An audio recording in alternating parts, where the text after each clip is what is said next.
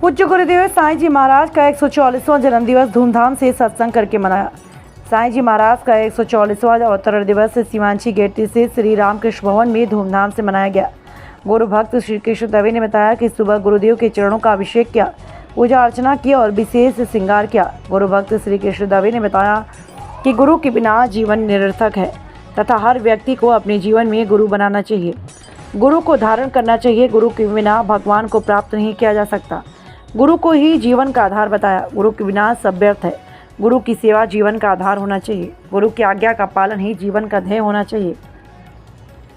सभी गुरु भक्तों ने गुरुदेव साईं जी महाराज का पूजन किया और भव्य सत्संग का आयोजन हुआ।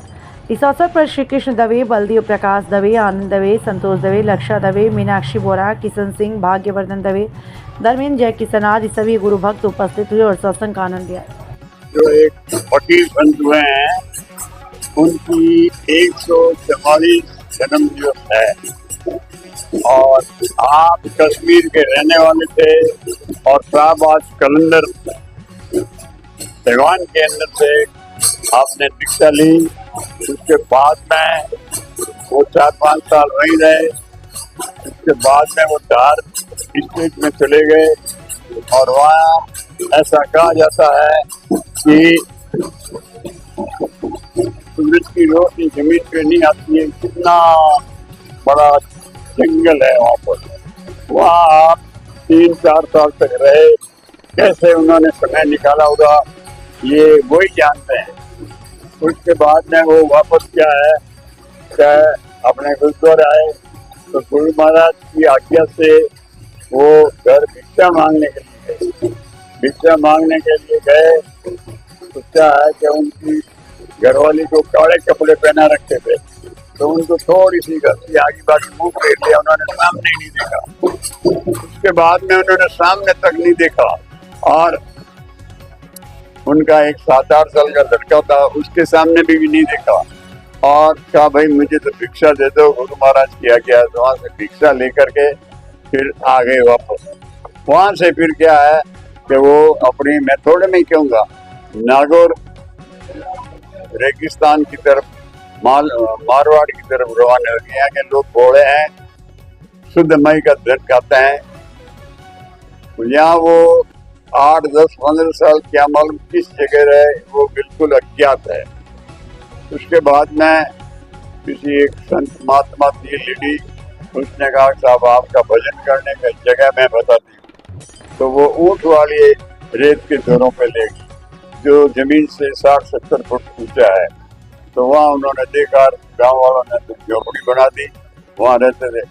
तो वहाँ तपस्या की। जो जंगल में वहाँ इतनी वो रेत उड़ती थी कि उसका आसन भी आधा भीग जाता था रेत से।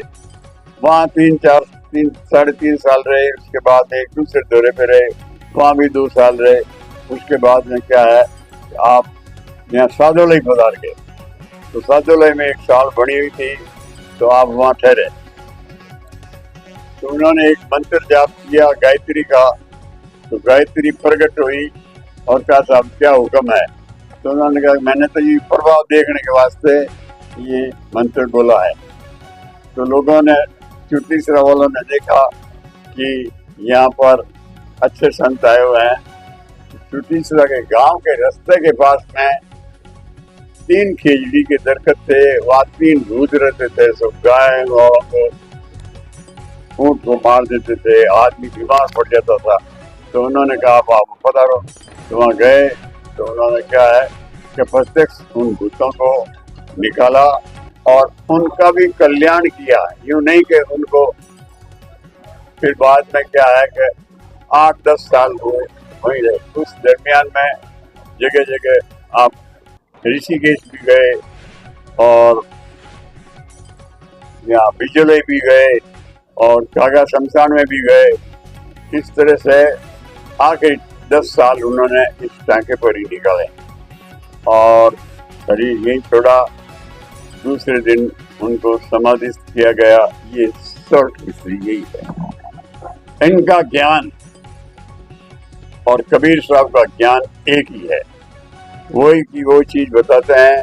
उनका जो गुरुमुख शब्द है वो भी कबीर साहब का जो है वही है गुप्त गुरुनाम मंत्र, जो कि हर एक को नहीं देते हैं। कोई भगत होता है उनको वो प्रगट रूप से आकर के देता है, या स्वप्न कह देता है, या किसी भक्त को कह देते हैं जो जानता है उसको।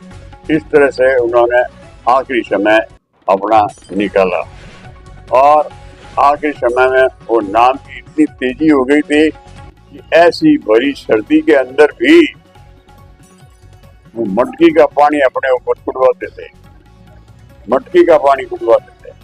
और फिर बाद में क्या है कि वो लेट गए और उन्होंने कहा कि हमारे अब तक जाना चाहता है, मैं प्रभु से प्रार्थना करता हूँ कि मुझे यहाँ से ले चलो।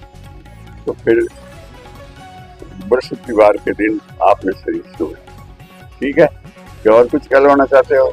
साईं जी महाराज का 144वां जन्मदिन मनाया जा रहा है, जिसमें सभी भक्तों का सहयोग व सभी लोगों का बड़े प्रेम से भजन कीर्तन किया जा रहा है, तथा शाम को प्रसादी का कार्यक्रम में सभी लोग प्रसादी लेके पधारेंगे। मेरा नाम श्री किशन दवे, साईं जी महाराज का शिष्य हूँ मैं, छोटा सा